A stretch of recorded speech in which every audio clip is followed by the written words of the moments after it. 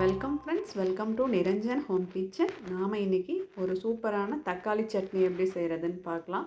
இட்லி தோசைக்கு வச்சு சாப்பிட்றதுக்கு ரொம்ப சூப்பராக இருக்கும். தோசையோடு சேர்த்து சாப்பிடும்போது ரொம்ப அட்டகாசமான சுவையில் இருக்கும். செய்கிறதும் ரொம்ப ரொம்ப ஈஸி தான். இதுக்கு தேவையான பொருட்கள் என்னென்னு பார்த்தலாம். 3 தக்காளி, 1 வெங்காயம் கட் பண்ணி வச்சுருக்கேன். பூண்டு ஒரு 4-5 பூண்டு, காரத்தை தகுந்தாப்பில் வரமிளகாய் எடுத்துக்கோங்க. நான் ஒரு 5 வரமிளகாய் எடுத்திருக்கேன். இதெல்லாம் நம்ம கட் பண்ணி எடுத்து வச்சுக்கலாம். 3 தக்காளிக்கு 1 வெங்காயம், அந்த அளவு சரியாக இருக்கும். அப்போ தக்காளி சட்னியோட டேஸ்ட்டும் ரொம்ப நல்லாவே இருக்கும். இப்போ கடாயில் எண்ணெய் ஊற்றிட்டு இது எல்லாத்தையுமே ஒன்றாவே சேர்த்துட்டு நம்ம வதக்கி விட்டுறலாம். தனித்தனியாக வதக்கணும்னு அவசியம் கிடையாது.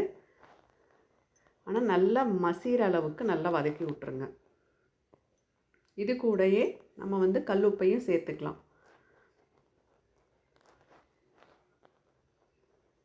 அடுப்பை மீடியம் ஃப்ளேமில் வச்சு நல்லா வதக்கி விட்டுருங்க. நல்லா வதங்கிருச்சு. வதங்கினதுக்கப்புறமா ஆற வச்சுட்டு ஒரு நைஸ் பேஸ்ட்டாக நம்ம அரைச்சிக்கலாம். தண்ணி ஊற்றாமல் நான் அரைச்சிருக்கேன். உங்களுக்கு எவ்வளோ தண்ணியோ நல்லா கழுவிட்டு கொஞ்சமாக சேர்த்துக்கோங்க. நல்லா ஒரு கொதி வரட்டும். ஒரு கொதி வந்ததுக்கப்புறமா நம்ம தாளிச்சிக்கலாம்.